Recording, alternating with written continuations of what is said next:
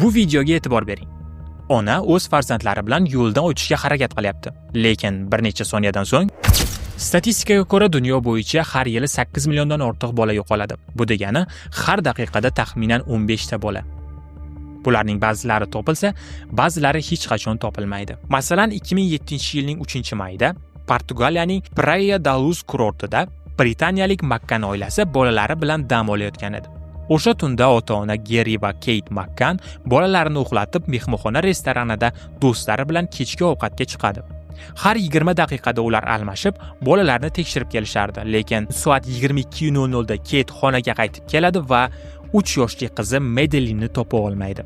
Deraza ochiq, parda shamolda hilpirayapti. Qizaloq esa yo'q. Tergov juda yomon olib borildi, chunki mehmonxonaga jurnalistlar bemalol kirib yurgani sababli dalillar chalkashib ketdi. Politsiyani qo'lidan hech narsa kelmay, ota-onasi o'ldirgan degan qarorga kelishdi. Ammo bu tasdiqlanmadi. Britaniya hukumatı bu qizaloqni topish uchun 15 million dollardan ortiq mablag' sarflashdi, lekin topisha olmadi. Hatto hozirgacha bu qizaloq qidiruvda. E'tiborli bo'ling.